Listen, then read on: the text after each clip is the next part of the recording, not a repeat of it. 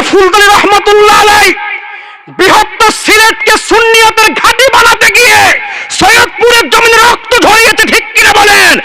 তার রক্তের বিনিময়ে যে সুন্নিয়ত প্রতিষ্ঠা হয়েছে সিলেটে, কোন ভণ্ড বেদাতীকে সিলেটে এসে সেই সুন্নিয়তকে কলঙ্কিত করতে দিবেন না, দিবেন না, দিবেন না। কারা কারা দিয়েছেন হাত তুলে আল্লাহকে দেখা।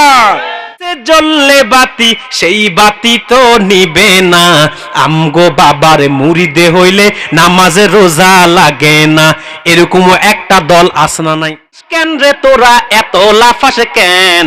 লাফাইয়া খোদারে পাইলে আগে পাইতো ব্যাং। জনক হলেও সত্য, আমরা যাদেরকে নেতা বানাই, যাদেরকে দায়িত্বশীল বানাই, অধিকাংশ নিজেই নামাজ পড়ে না। নামাজ কায়েম করবে কি? আমরা যাদেরকে বানাই নিজেরাই নামাজ পড়ে না, নামাজ কায়েম করবে কি? শুধু যে নেতারা নামাজ পড়ে না তা না, বাংলাদেশে কিছু ভণ্ড পীররাও আছে যারা দ্বীনি অভিভাবক, এরাও তো ঠিক মতো নামাজ পড়ে না। আবার বহু পীরের দরবারও আছে, এই সমস্ত দরবারে গেলে নাকি নামাজ রোজা কিচ্ছু লাগে না। এইরকম ভণ্ড পীরের দরবারও বাংলাদেশে আছে না নাই?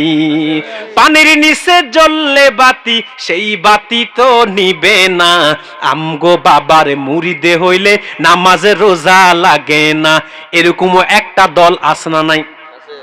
কথা বলেন না কেন আপনারা? এরকম একটা দল আছে না নাই? এদের কাছে নামাজ নাই, এদের কাছে আছে কি জানেন? একতারা, দোতারা, ঢোল, তবলা, গিটার, হারমোনিয়াম, তাম্বুরা, জাম্বুরা, ঠিক কিনা বলেন?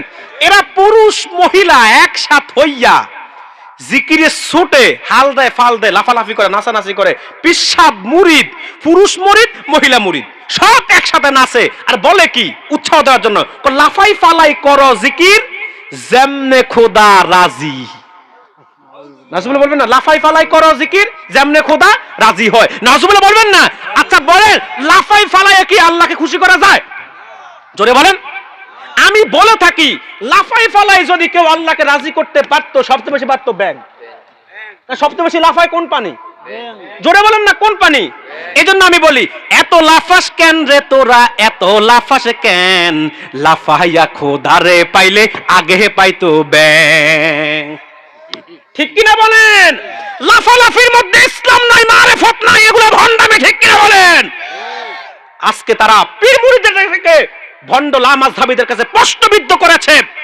ইসলামের দুশমন যারা, তাদেরকে ইসলামের বিরুদ্ধে কাজ করার সুযোগ করে দিয়েছে। এক শ্রেণীর ভণ্ড পীর যারা মারিফতের দোহাই দিয়ে পীরের নামে ভণ্ডামি করে, ঠিক কিনা বলেন? তাদের কারণে আজকে লামাযহাবীরা ঢালাওভাবে পীর মুরিদের বিরোধিতা করতেছে। অথচ এই দেশে কোরআন সুন্নাহ অনুযায়ী শরীয়ত, তরিকত, হাকিকত, মারিফতের দাওয়াত দেয় এরকম পীরের দরবার আছে না নাই?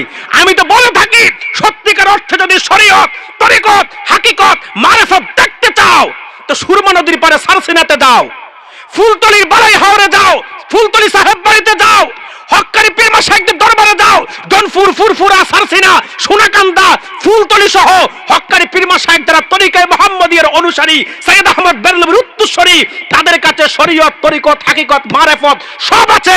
বাংলার জমিনে সত্যিকার অর্থে তারাই কোরআন এবং সুন্নাহ অনুযায়ী পীরালি করতেছে, ঠিক কিনা বলেন? আমরা হক্কানি পীর মাশায়েখদের পক্ষের লোক, তবে আমরা হক্কানি পীর মাশায়েখদেরকে যেমন ভালোবাসি, ভণ্ড পীরদেরকে তেমন ঘৃণা করি, ঠিক কিনা বলেন? কারণ তাদের কারণে আজকে ইসলামটা নাস্তিকদের কাছে হাসির পাত্র হচ্ছে।